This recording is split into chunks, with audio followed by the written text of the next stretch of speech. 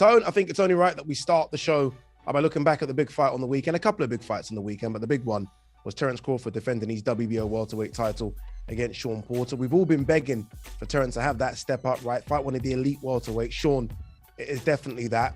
What did you make of the stoppage first? Because a lot of people said it's a bit controversial, right? It looks like Sean had enough in him to continue. We know Sean's a warrior.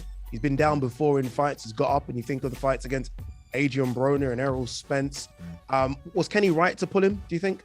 I think what Kenny done was very compassionate, and he stops his son from getting rendered unconscious, in my opinion. That's why he stops it. I mean, I wish I'd have seen the same kind of compassion last week from DOMINIC INGLE with Barry Awad, because I feel that Barry went back in the round. I think it was the 7th round, was it? Where he, for which one? For Barry? Yes, for Kid Galahad. I think it was the 7th or the 8th? The 5th. The 5th, where he got put down in the 6th where he came back out. Down. Okay, yeah, so the 5th round where he first gets put down, he's gone. He's literally carried back to his corner, and then he goes out for the 6th round after winning every other round previously, besides obviously where he gets knocked down in that 5th, and he should never have been allowed out, because I've watched the fight now back a number of times, and yes, for the first 4 rounds he's cruising, but the knockdown is so heavy in that 5th, he should not have been allowed out for the 6th, and for me, it was zero compassion shown from DOMINIC INGLE. I just think it was so dangerous. You look at the Sean one, though. I mean, Sean's banging the canvas, right? He's upset with himself. He's angry. He's angry, and it looks like he's well within his senses still. I mean, look, you've had those situations, Tom, where you've been down and you've got up, right? It looks like he's well within his senses to continue. The fight up into that point was pretty close on some people's scorecards. I haven't seen the official scorecards yet, but ringside people had it quite close. So I guess my counter argument to that, Tone, is he looks okay. He gets up quick. He looks okay. But we know Terrence is a very spiteful finisher. So maybe that's why Kenny's had a look and think, you know what? You know, he's 34 now. He's done whatever he could do in the sport of boxing. Let him leave safely. I think he should have let it go just a little bit longer. But that's probably the greedy side of me. Maybe that's why I never boxed. Maybe that's why I sit on the screen chair and watch boxing. I think, Adi, you're looking at Terrence Crawford as being the best finisher in the game. I think he is. I mean, you see that against the likes of Kell Brook and Mia Khan. He's a ruthless finisher. And what people didn't really take into account on Saturday night was the fierce, relentless body shots that Terrence Crawford was landing on Sean Porter, and they were having an effect.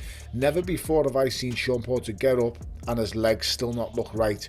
When he gets up after the last knockdown, yes, he gets up and he takes his time getting up, but if you look at his legs closely, they're still not completely underneath him. And I think Kenny sees that, and he just thinks, you know what, I don't want to see my son get knocked out. And as I said, that's the compassionate side, that's the father instinct that he's got for his son.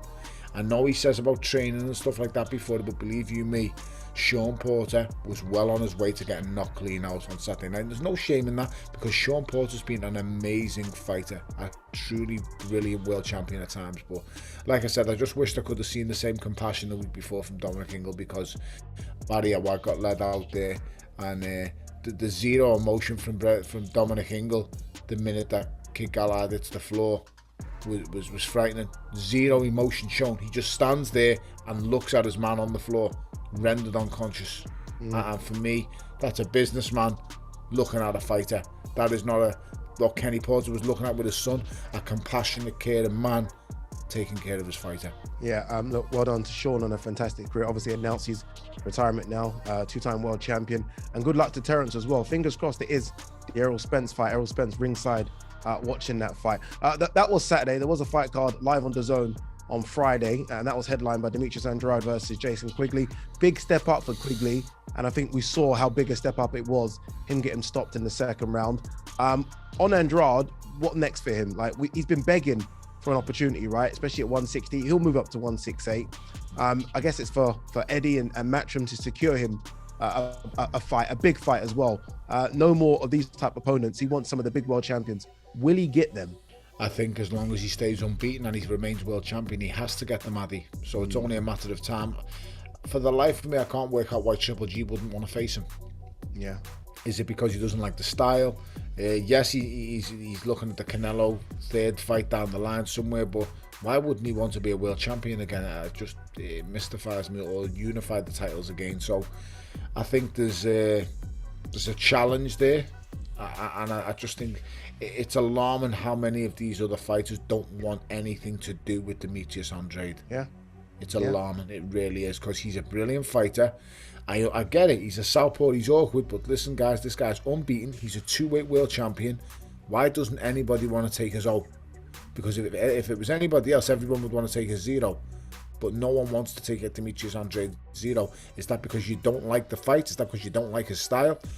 Just come out and say why you don't want to fight him. No, you're right. It is strange.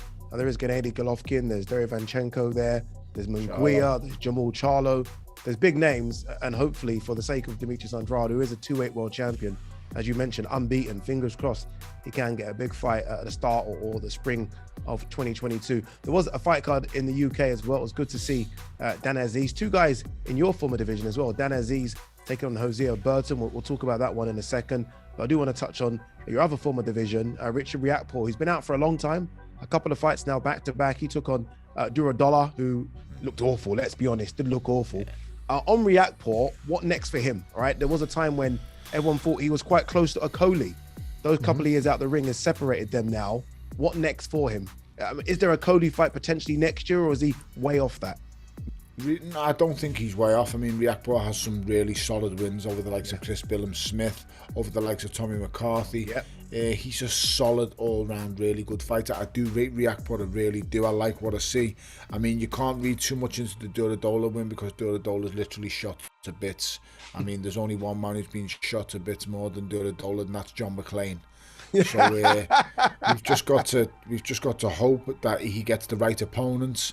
I mean, listen, I would say the next fighter, I would look at someone like a Thabasiu Makunu. That's a good fight. That's a good barometer of where he's at. Makunu always brings it. There's a few that, I mean, Matthias Masternak still floating around, still hard, tough. Gave you a tough fight, Tone. Mate, he's a hard guy, Matthias Masternak. I'm not sure what's left these days, but I mean, I fought him, and that guy had more knockouts than I'd had fights when I fought him. So it is what it is. As to say, the cruiserweight division is stacked. It is deep. But I really do like the look of Richard RIAKPORHE. I think he's big, I think he's strong, and he's someone to look out for. He certainly is. I mean, Ngabou's there as well. We spoke earlier about the INGLE gym, and Ngabou with the INGLE gym, former European champion. He's looking to get back in the mix. Dan Azeez, definitely performance of the night, right? Against Hosea Burton. Going in, a lot of people had Burton favourite, maybe 50-50. And he won every single minute of every single round. And now he's arrived in this thriving light heavyweight division. So many names, so many big names, big fights. And he's put himself right in the mix. What a performance, Tone. I thought Dan Azeez stole the show on the night. I thought he was absolutely fantastic. He really was. I think he pushed Jose Burton to a place that he didn't expect. He shortened the range and was able to get in them counter shots up close and personal, where Jose Burton likes to fight long and use them long levers and use his reach advantage. But Dan Azeez just got on top of him. He made him work. He out-punched him. He out-fought him. He out-thought him throughout the fight, to be honest, Addy. And it was a little bit disappointing from Jose Burton. I mean, when he gets hit at the end, and I don't want to say it, but he basically just stops. Yeah, he looks at the ref as almost...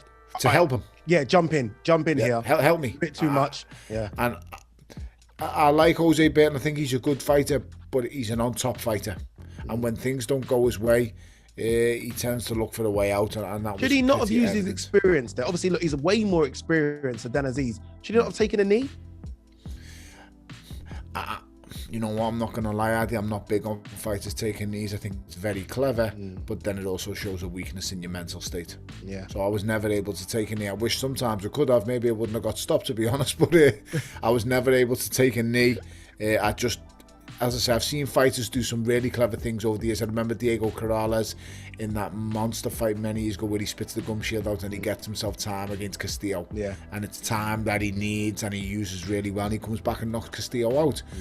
Some fighters can do it. I mean, I wish I could have, because as I said, I could have saved myself from getting stopped maybe a couple of times, but it's very difficult to turn the switch on and off when you're doing things like that. When you want to take a knee, when you want to spit a gum shield out, talking from personal experience, it was all or nothing for me. You're going to put me out, just nail me to the canvas, man, because that's how I'm going to go, because I'm not going to stop trying until you do. Yeah, look, great win for Dan Azeez. Like I spoke about the thriving light heavyweight division, and let's hope that he can get in the mix and have some big fights in 2022. Talking about big fights, doesn't get much bigger than the weekend. Remember, live on DAZN, Teofimo Lopez defends all those belts against the Australian George Kambosos. And I think it's time now to delve into that thriving Australian scene. Who better to speak to than former freeweight world champion Jeff Fenech?